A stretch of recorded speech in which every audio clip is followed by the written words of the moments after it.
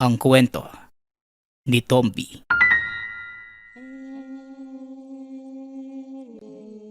Ang kwentong ito ay hango sa totoong buhay. Mula ito sa isa nating tagapakinig. Karanasan ito ni Nonong. Walang eksaktong taon.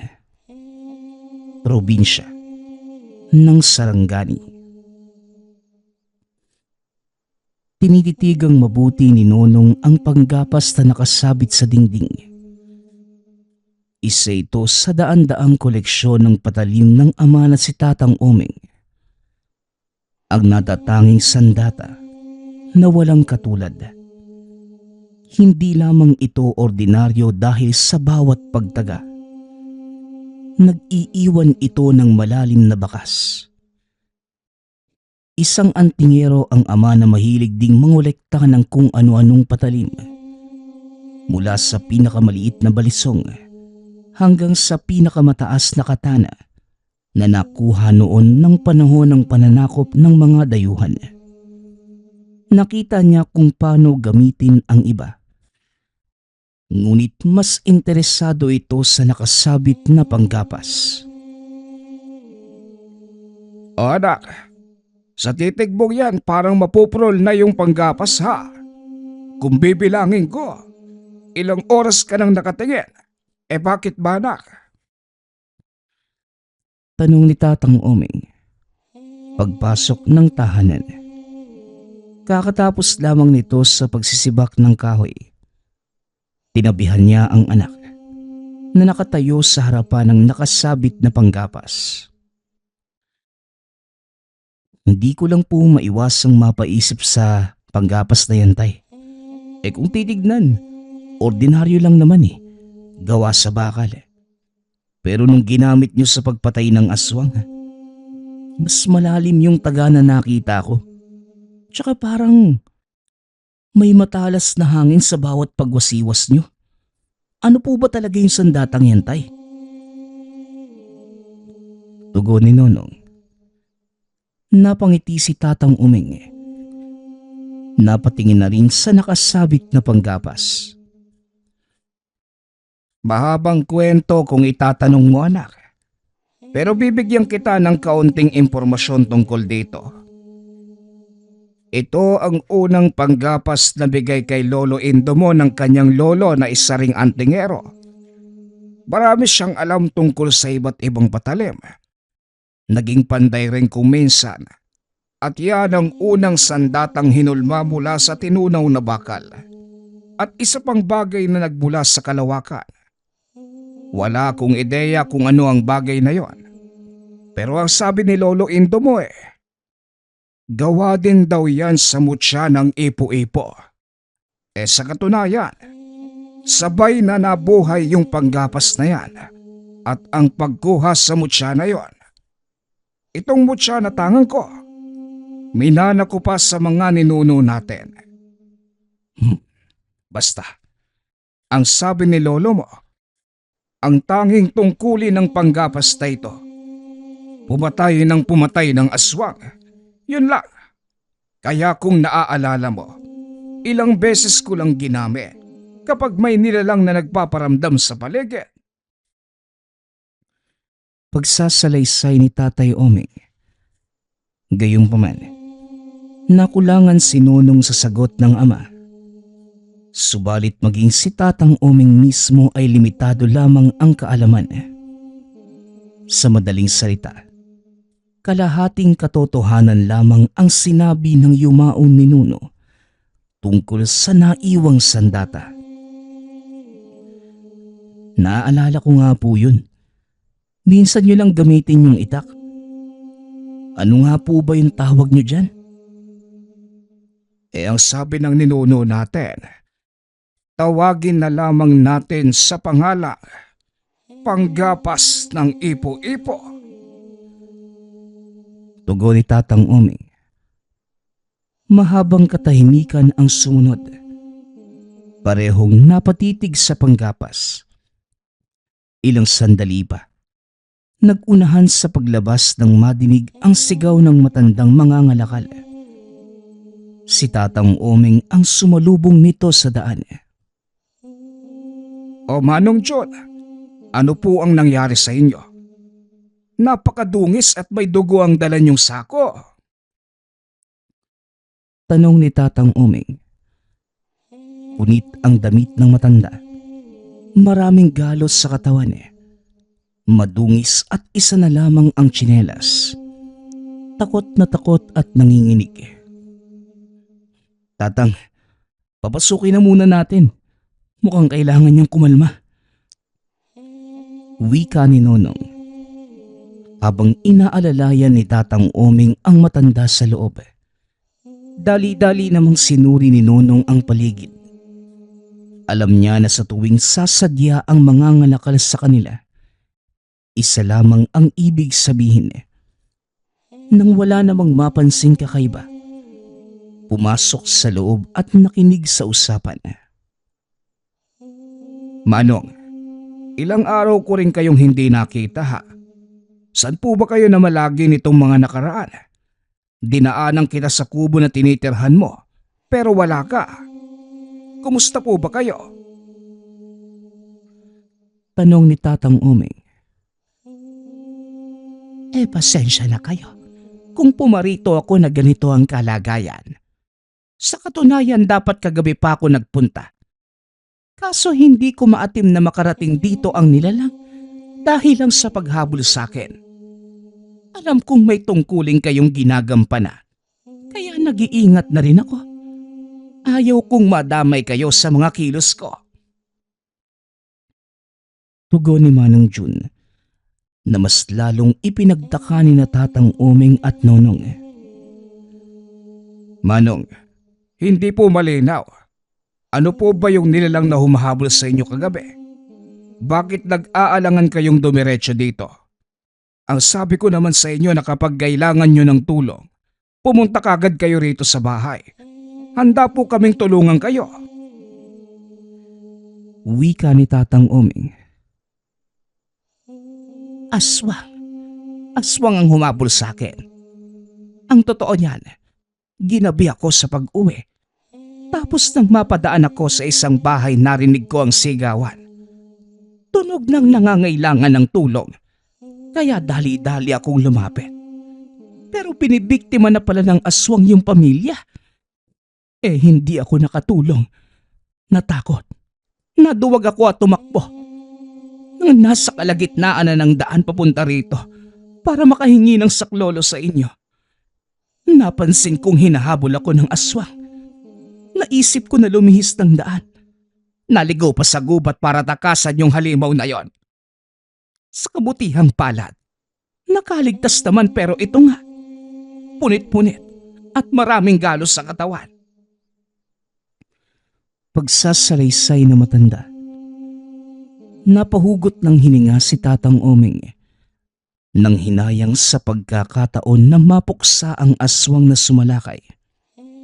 Inintindi na lamang din ang paliwanag ni Manong Jun.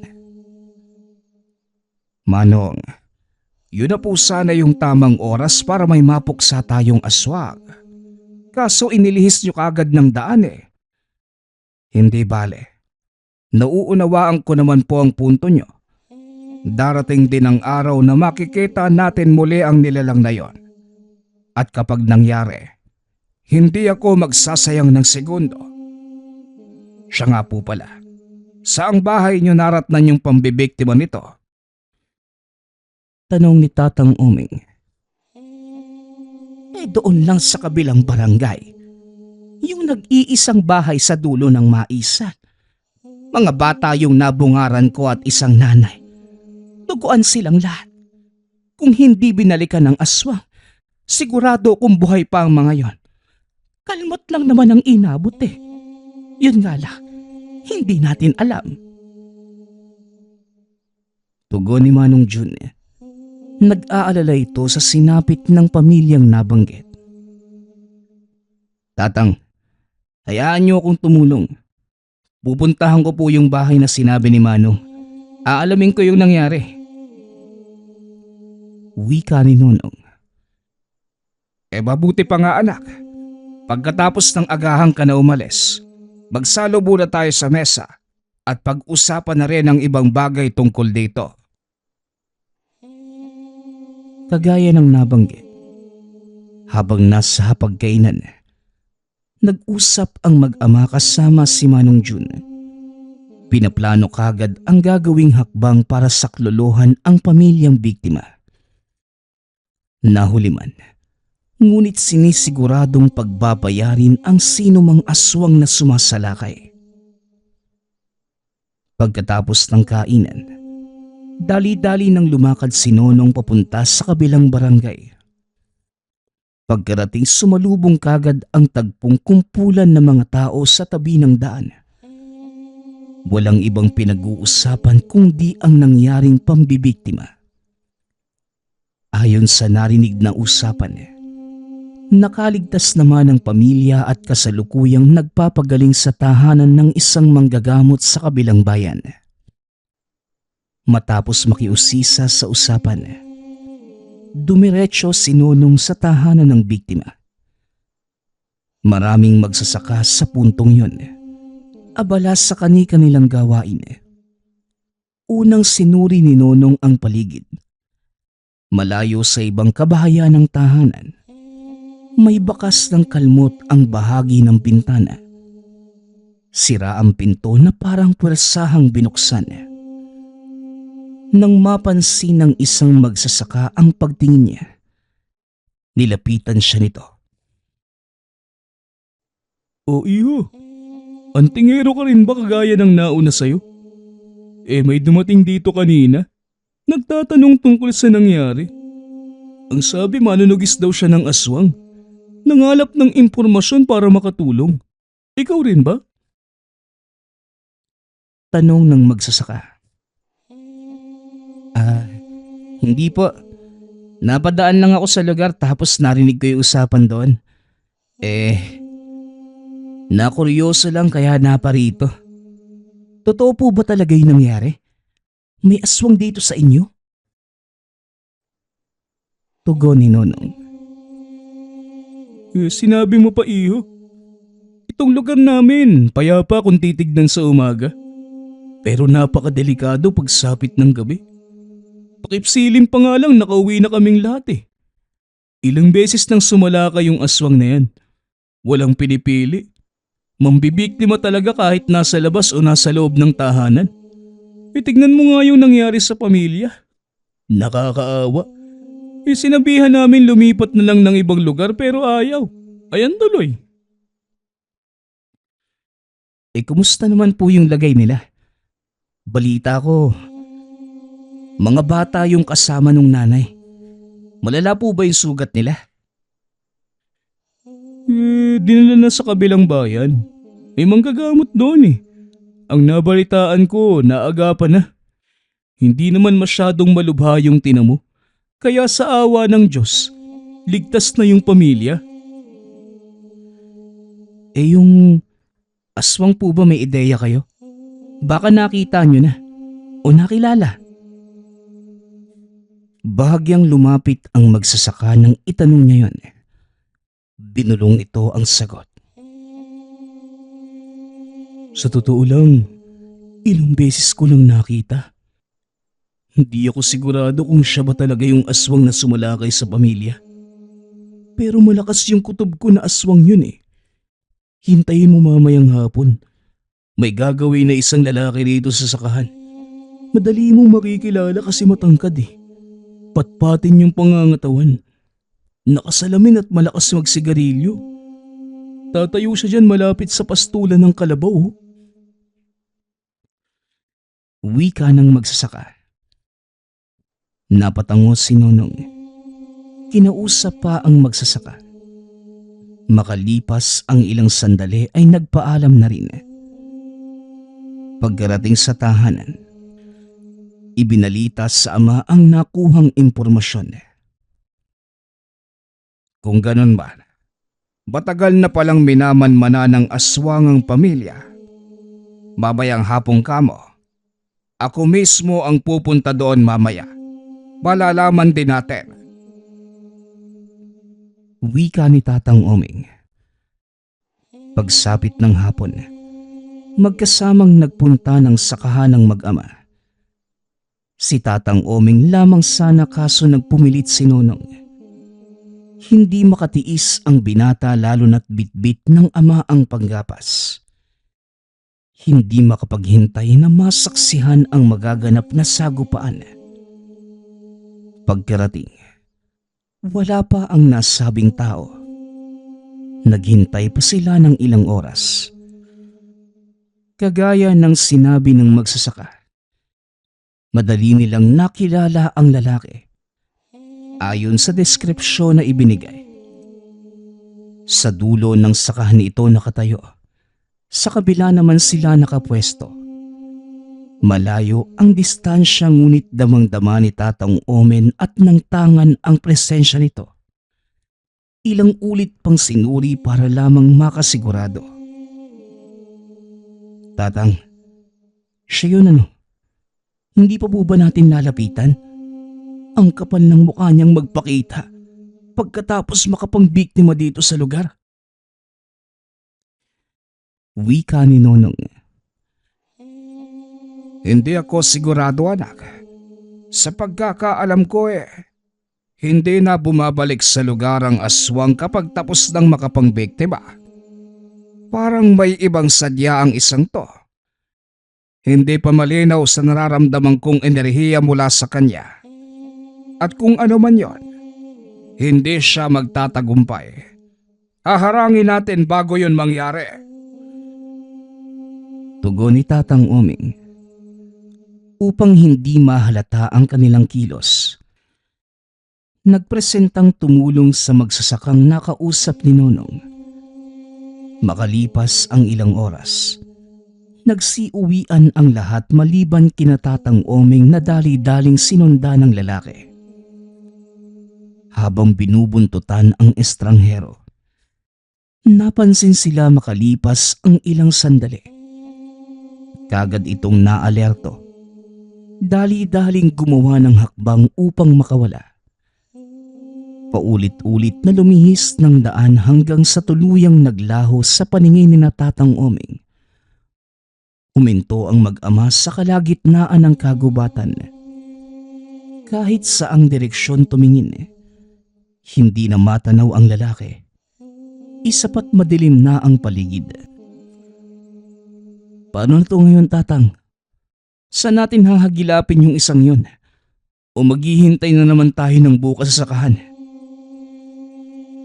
Tanong ni Nonong. Hindi na kailangang maghintay ng panibagong araw. Nandito lang yon sa tabi-tabi, anak.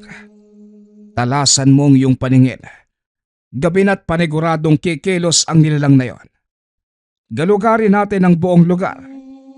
Hindi tayo uuwi nang hindi yon nahahanap. Huwag ka ring lalayo sa akin para maprotektahan kita kung sakali.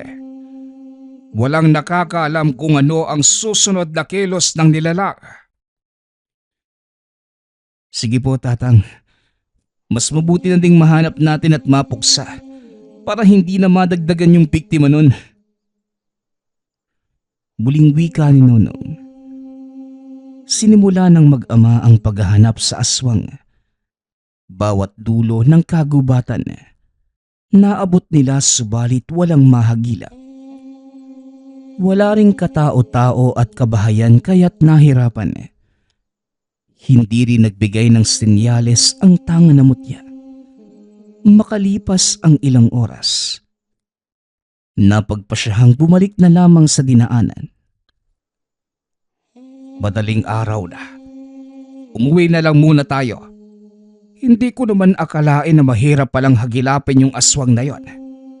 Akala ko matatagpuan lang natin sa loob ng gubat. Hindi pala.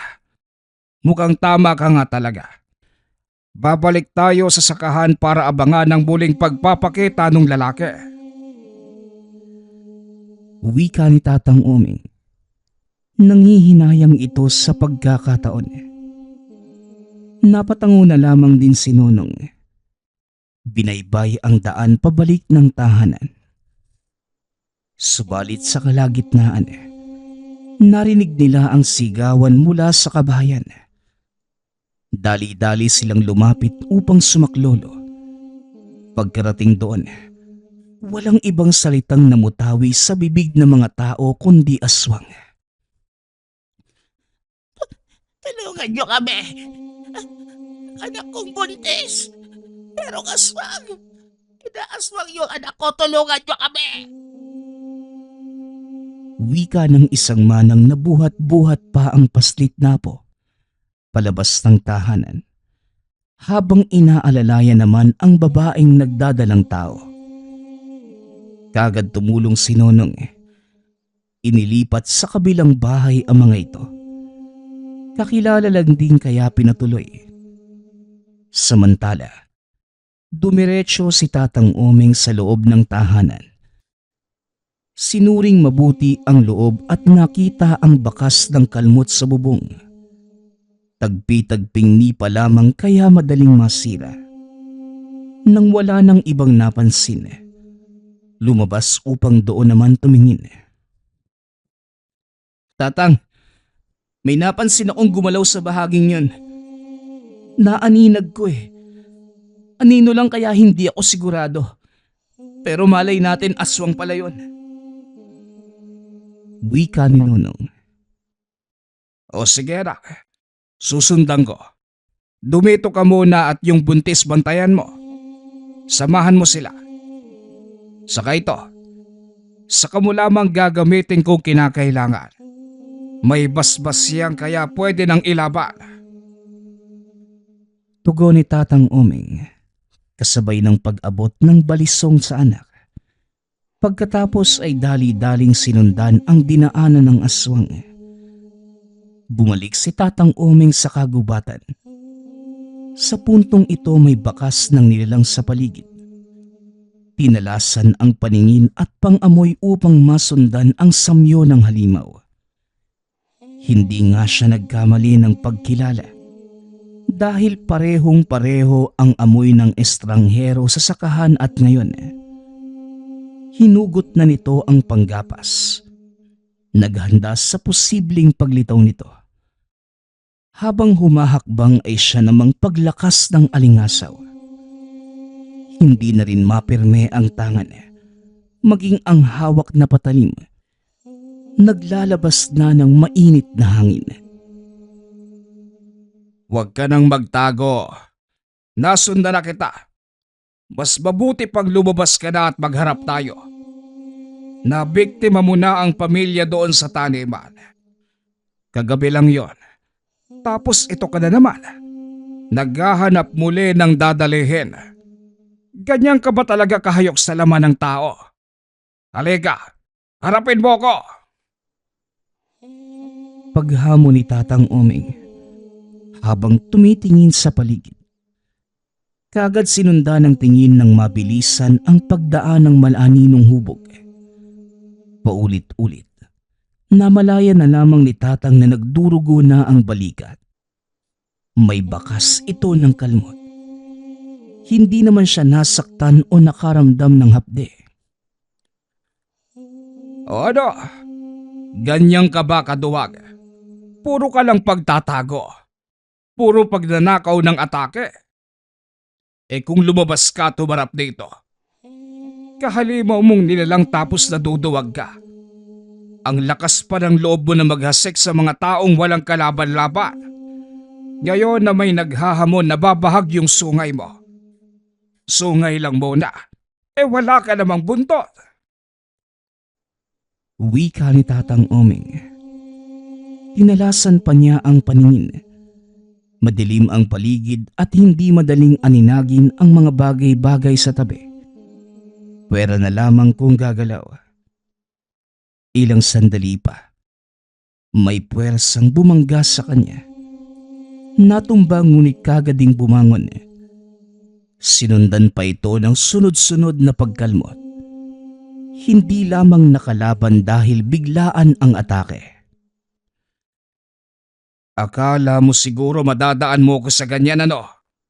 Magdamag mo man akong kalmutin. Hindi ako mamamatay. Uy! Ikaw ha! Maiksi lang ang pasensyang bitbit ko ngayon. Kaya lumabas ka na at magtuos tayo ng harapan. Wika ni Tatang Oming. Subalit patuloy lamang sa pag-atake ang nilalang. Walang balak na lumitaw. Kaya pinag-aralan ni Tatang Oming ang galaw nito. Nang matansya ay siya naman ang sumugod. Tangkang titira ng kalmot ang aswang nang pasimpleng hawakan ni Tatang sa kamay. Pagkatapos ay malakas na sinikburaan. Tumilapon ang nilalang. Gulat na napatingin, ngunit madali namang nakabawi. Sumugod ito, kalmot ng kalmot. Sumunggab sa likuran sabay kagat. Nang nakasampa na ito sa likod ni Tatang Oming, hinawakan sa ulo sabay bagsak sa lupa. Tinaga na rin subalit nakailag. Muling sumalakay ang aswang. Nagpaula ng kalmot. Sa puntong ito ilang beses nang tumilapon si Tatang at medyo hirap na rin sa pagsugod. Depensa na lamang ng depensa. Aba, ibang klase rin ang isang to. Bautak, alam na alam ang ginagawa. Wika ni Tatang Oming. Pasimple niyang pinunasan ang dugo sa ilong. Tumayo muli sabay dampot ng nabitawang panggapas. Sa pagkakataong yun, walang takot na humarap sa kanya ang aswang. Nakatayo ito sa unahan. Masamang-masama ang titig habang umaangil. Alisto naman si Tatang Oming. Hindi nagpakampante dahil may pambihirang lakas din ang kalaban. Hinintay niya ang muli nitong pagsugod. Ngunit lumipas na lamang ang ilang sandali. Nakipagtitigan na lamang ito. Nagtataka siya kaya nagsalita na. Sandali, huwag mong sabihin natatakot ka sa sandata ko. Huwag naman. Hindi magiging maganda ang labang kung ganyan ka. Ano? Huwag mong sabihin hanggang doon na lang ang kaya mong gawin. Panghas ka kung umatake kanina. Tapos ngayon tatayo ka na lang. Naubos na ba ang lahat ng tapang mo? Tanong ni Tatang Oming. Hindi nakaligtas sa kanya ang paulit-ulit na pagsulyap ng aswang sa hawak na panggapas at tangan na mutyang nakasabit sa leeg. Ilang sandali pa. Napansin ito ang malakas na hangin nagsimulang manalaytay sa patalim. Kitang-kita kung paano tinabla ng pangamba ang nilalang. Nang mapansin nagtatangkang tumakas, kumilos na si Tatang Oming para pigilan. Gamit ang bilis at likse. Sinugod niya ang nilalang. Kasalukuyan pang nilalamon ng takot kaya hindi napansin ang pag-atake. Diretsyong tinaga. Tumagos sa katawan ng panggapas. Nanlaki na lamang ang mga mata ng aswang matapos na malayan ang nangyari. Dali-dali itong hinugot at saka paulit-ulit na winasiwas at tinaga ng tinaga. Umandusay ang aswang. Nangingisay habang nananalaytay sa katawan ang malahanging puwersa ng sandata. Tinitigan lamang ito ni Tatang Oming habang nag-aagaw buhay. Ang tagal mo namang balagutan ng hininga. Ilang sandali na ang lumipas ha. Mamatay ka na hoy. Doon din naman yung patutunguhan mo eh. Huwag ka nang kumapit dahil wala ka nang kawala ngayon. Ang dami mo nang nagawang kasalanan. May gana ka pang lumaban para mabuhay. Tama na. Mamahinga ka na sa kabilang buhay. Wika ni Tatang Oming. Sabay taga ng paulit-ulit sa nilalang. Sa pagkakataong to, nalagutan din ng hininga. Ayan, tumigil na din. Mula sa pagkakataong to, wala ka nang mabibiktima pa. Ilang buhay kaya ang ninakaw mong halimaw ka. Ang daming inosenteng nadamay dahil sa kagaya mong nilalang. Kung sana mga taong may laban ang hinahamon nyo, kagaya kong antingero, magiging patas. Sinasamantala nyo ang walang kalaban-laban. Mabuti na lang alisto si Manong John at naibalita sa akin kagad ang nangyari. Mabutit namatay ka na. Wika ni Tatang Oming sa nakahandusay na nilalang.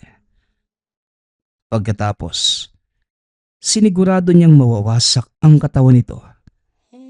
Hindi palapit sa ilog at tama namang merong balsa sa tabi. Sinakay saka sinilaban. Naghintay pa ng ilang oras at saktong nasunog ang kabuuan bago pinaanod sa rumaragasang tubig. Hinatid ito ng tanaw at nang hindi na makita. Umalis na sa lugar. Bumalik si Tatang Oming sa kabahayan kung saan sinaklolohan ang pamilya ng isang buntis. Unang sumalubong ang anak na si Nonong. Bahagya ng maliwanag ang paligid dahil madaling araw na. Kumusta po, Tatang? Ayos lang po ba kayo? Yung aswang nahuli niyo po ba? Lahat kami rito naghihintay. Hindi maiwasang mag-alala eh. Napakatagal niyo po kasing bumalik. Tanong ni Nonong. Dali-dali namang itinago ni Tatang Oming ang bakas ng kalmot sa balikat. Bautak yung animal eh. Nahirapan akong lumaban noong una. May taglay din na pambihirang kakayahan.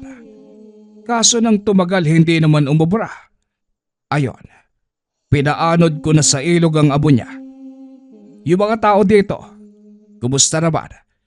Wala bang nagparamdam habang wala ko? Yung buntis at bata, ayos lang ba sila? Wala naman pong nagparamdam, Tatang. Maayos din po yung lagay nila. Hindi napuruhan kasi napansin kagad yung aswang. Nagtanong sila tungkol sa atin kung sino tayo. Pero wag kayong mag-alala. Naging maingat naman ako sa pagsagot. Sinisigurado kong makikilala lang tayo bilang normal na mamamayang kagaya nila. Sinabi ko lang na simpleng magsasaka. Napadaan sa lugar at sumaklolo nang marinig yung sigawan nila. Napaniwala ko naman, Tatang. Iho, yan na ba yung tatay mo? Hindi ko alam kung ano yung nangyari sa lakad mo. Pero kung ano man yung kinalabasan noon, maraming salamat pa rin sa pagtulong ha. Kung hindi kayo dumating siguro, patuloy pa din sa pagsalakay yung aswang. Ganyan pa naman yung mga nilalang na yan. Kung walang magtataboy, aba, susugod lang ng susugod hanggang sa makuha yung pakay. Wika ng magsasaka. Ito rin yung nakausap ni Nonong noong unang beses na sumadya sa lugar para alamin ang nangyari. Tatang, siya nga po pala yung pinagtanungan ko noong nakaraang araw. Siya din po yung nabigay ng impormasyon tungkol sa aswang. Wika ni Nonong sa ama. Ganun ba? Manong, magandang araw sa inyo. Mabuti naman at maraming gising ng sumalakay ang halimaw. Hindi nagtagumpay sa pambibiktima kasi maraming nagsilapitala. Wika ni Tatang Oming. Ganyan naman po talaga kami rito. Wala kasing ibang maaasahan kundi kami lang. Malayo yung ibang kabayan at walang ni isang marunong makipaglaban sa nilalang. Kaya kapag merong magtatangka, gising kaming lahat para pagtulungang itaboy. Swerte lang siguro sa puntong to kasi may dumaang mga anghel eh. Kayo, malaki yung naitulong niyo sa gabing to. O siya, tumuloy muna kayo sa bahay. Magkape muna tayo. Pag-aya ng magsasaka. Pinaunlaka ng mag-ama ang imbitasyon ng lalaki. Nakipagkwentuhan habang humihigop ng mainit na kape. Pampalipas oras. Nang sumikat na ang araw, Nagpaalam na sina Tatang Omeng at Nonong. Hinatid pa sila hanggang sa daan. Pagkarating ng tahanan, malalim na hininga ang sunod-sunod na nahugot ni Tatang Omeng. Para sa kanya, isa sa malulupit na laban ang nangyaring sagupaan. Ibinalik na rin sa pagkakasabit ang ginamit na panggapas matapos malinis at madasalan. Gayon din ang mutsyang tangan. Tatang, sayang lang kasi hindi ko aktwal na nasilayan yung paggamit nyo ng panggapas na yan. Ang sabi nyo pa naman, mas magiging malupit yung laban kapag nagsama yung panggapas at yung mutya. Parehong may kapangyarihan ng ipo-ipo . Ang angas siguro ng kombinasyon ng dalawa, no? Marami po bang sugat yung aswang? Tanong ni Nonong. Hindi lang basta sugat, anak. Hayaan mo. Sa susunod, isasama na kita. Pero bago yun mangyari, kailangan muna kitang maturuan ng iilang depensa para kung magkaaberya, alam mo na ang gagawin. Sa tamang panahon, anak. Wala din namang susunod sa kagamitang ito, kundi ikaw lang. Tugon ni Tatang Omeng. Hindi naman makapaghintay si Nonong na sumunod sa yapak ng ama. Hindi pa lamang sa ngayon, dahil gusto nitong pag-aaral muna ang atupagin.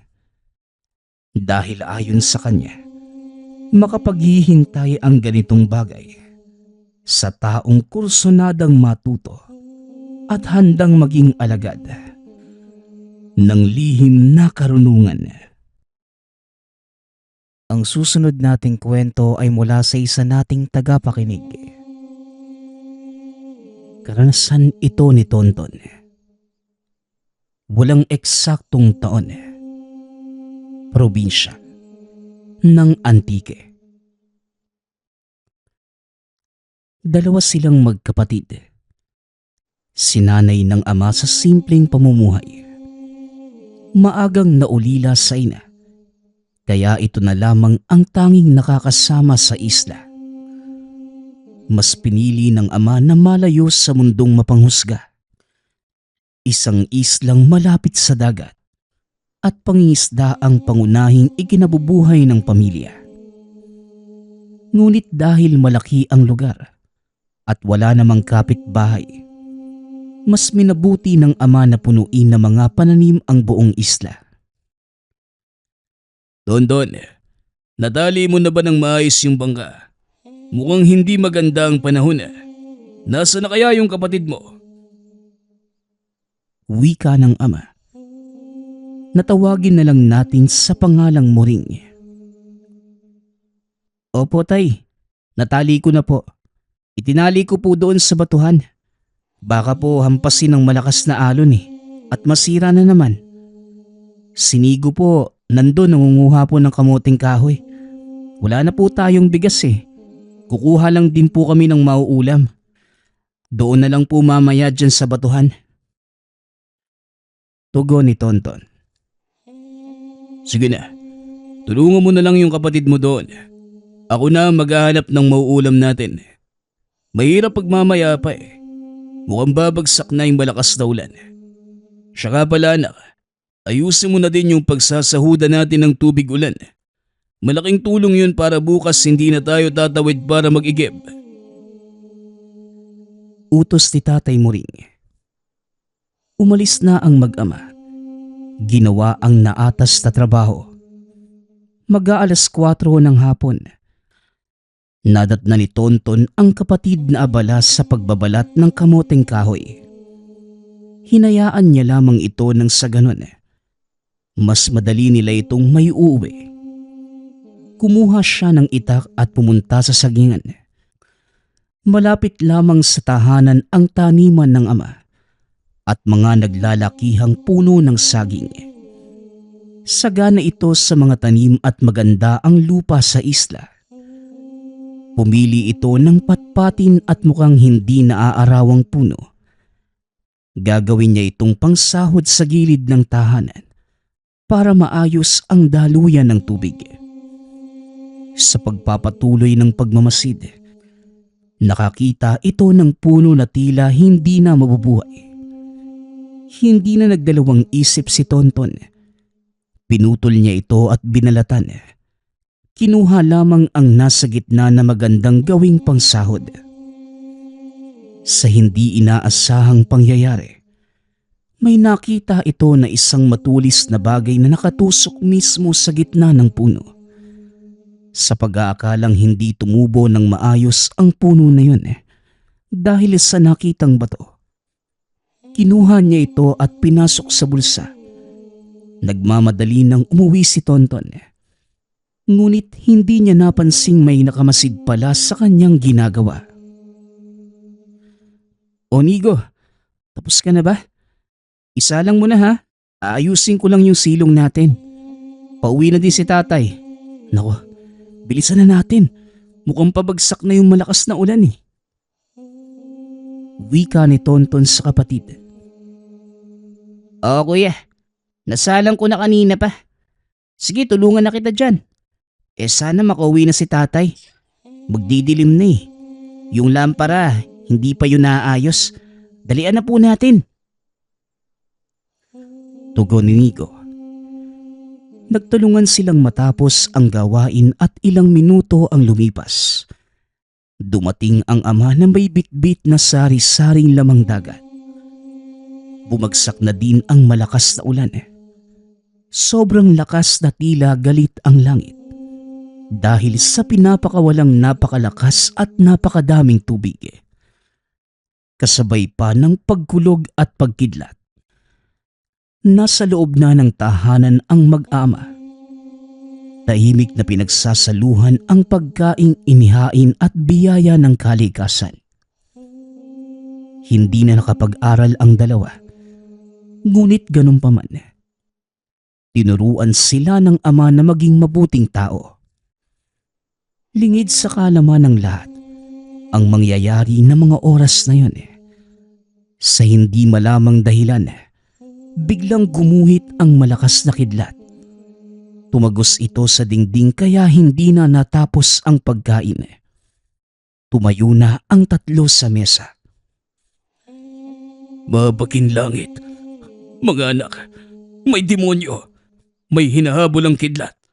At kung ano man yon, sana wag naman dito sa pamamahay natin. Wika ni Tatay Muring. Tay, nakakatakot naman po yun. Mabuti na lang hindi tumama sa atin. Tugon ni Tonton. Oo, pero kailangan nating mag-ingat. Lalo na ikaw, Tonton. Kumuha ka ng uling sa kusina. Padali ka! Utos ni Tatay Muring. Ayon sa pamahiin, kung marami kang puyo o yung tinatawag na alipuros sa katawan, lalo na sa noo, kailangan mo itong tabunan ng telang itim o hindi kaya lagyan ng uling. Madalas itong nagiging sanhi kung bakit hinahabol ng kidlat o natatamaan ng kidlat ang isang tao. Ngunit lingid sa kalaman ng lahat kung paano nagkaganon. Nagligpit na sila sa kusina at nagpahinga. Naalala ng binata ang malapangil na bato na nakuha sa loob ng puno ng saging. Kinuha niya ito. Ipinakita sa ama. Ganun na lamang ang pagkamangha ng ama nang matukoy ang bagay na hawak ng anak. Diyos ko, anak. Pinagkalooban ka ng kalikasan ng kakaibang sandata. Pangil yan ang kidlat na magbibigay ng kakaibang liksi at lakas sa sino mang nagtataglay nito. Wika ni Tatay Muring. Hindi niya hinawakan ng bagay. Bagaman natatakot sa pwedeng kakaharapin ng anak, minabuti niyang hayaan ito sa palad ng binata. Kumuha ng puyo at pangtali ang ama. Tinuruan niya ang anak kung paano ito magagawang kwintas. Nang sa ganon, hindi nito mawala o maitapon. Nang matapos ang pagtatali, Tsaka pa lamang hinawakan ng ama at biniting ito paharap sa lampara. Kumikinang ang pagkakulay itim nito. Ikwinintas niya sa anak, tanda ng pagbibigay ng pahintulot at basbas.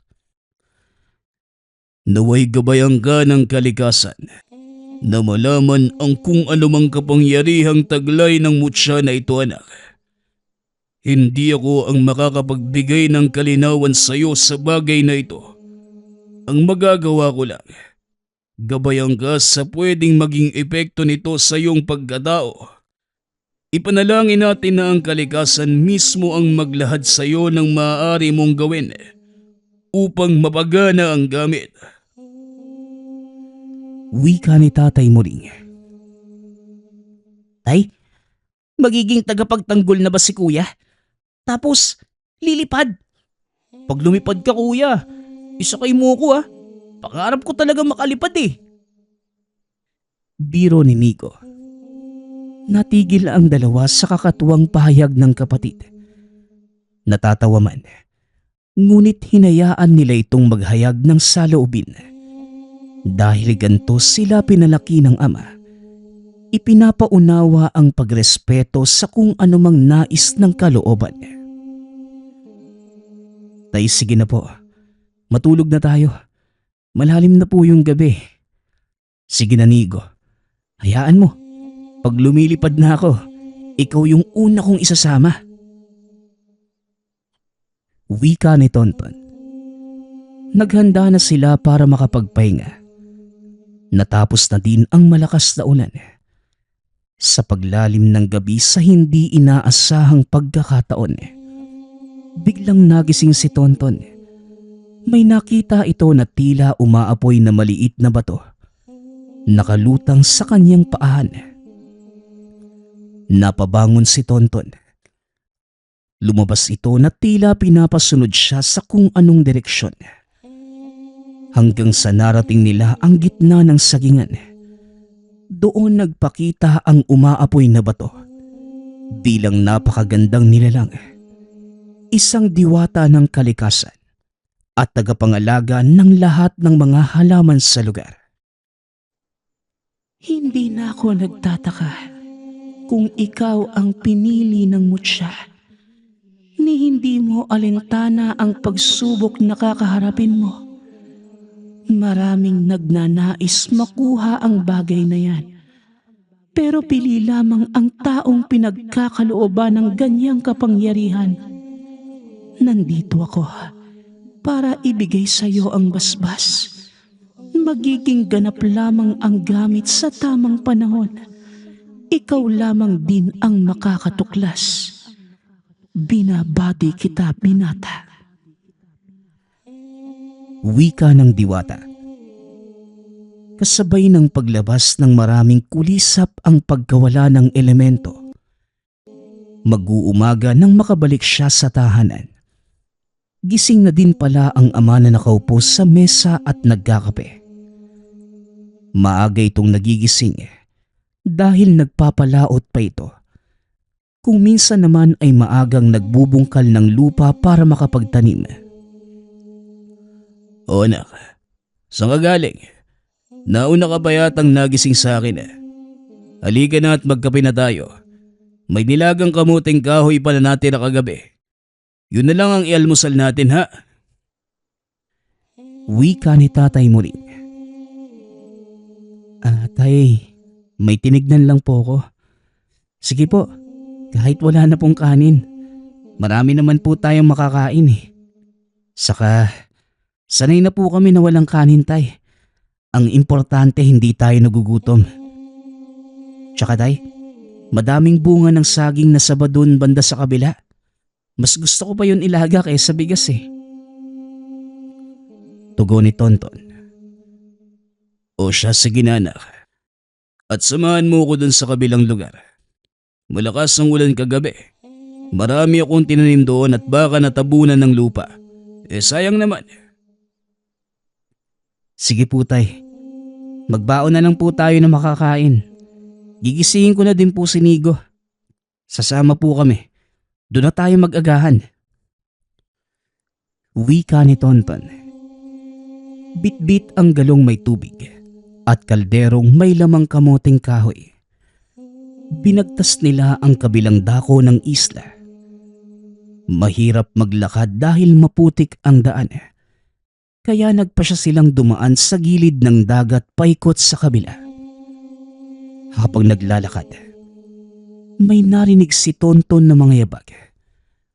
Noong una ay hinayaan niya lamang baka mga ligaw lamang na hayop. Biglang nabaling ang tingin niya sa amang nasa unahan at sa malaking bato na gumugulong pababa sa kanila. Tinulak niya ang ama at sinalo ang nahuhulog na malaking bato. At dahil sa lakas ng pagkakatulak ng binata, napasubsob pa ang ama na kagad namang pinatayo ng kapatid.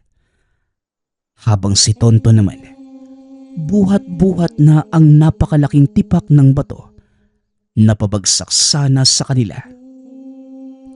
Ngunit hindi na nagulat ang ama sa nakita sa anak. Inaasahan na niya na mabubuhat ng anak ang malaking bato na maaaring ikamamatay sana niya. Anak, ayos ka lang ba? Diyos ko, maraming salamat. Kamunti ka na ako doon ah. Wika ni Tatay Muring. Ayos lang po ako, Tay. Igigilid ko lang po itong bato. Dahil siguro sa ulan kagabi. Ayun oh, marami na pala yung nalaglag. Kaya mag-iingat po tayo ha. Akit na po tayo, Tay. Delikado rito sa baba. Nigo, tanggalin mo lang yung tsinelas mo para makalakad ka sa putik. Tugon ni Tonton. Sa tagpong ito, hindi man gaanong naiintindihan ng binata ang mga nagagawa. Kahit mabigat ay nakakaya niyang buhatin at mabilis niyang nagagawa ang mga mahihirap na gawain na hindi man lamang napapagod.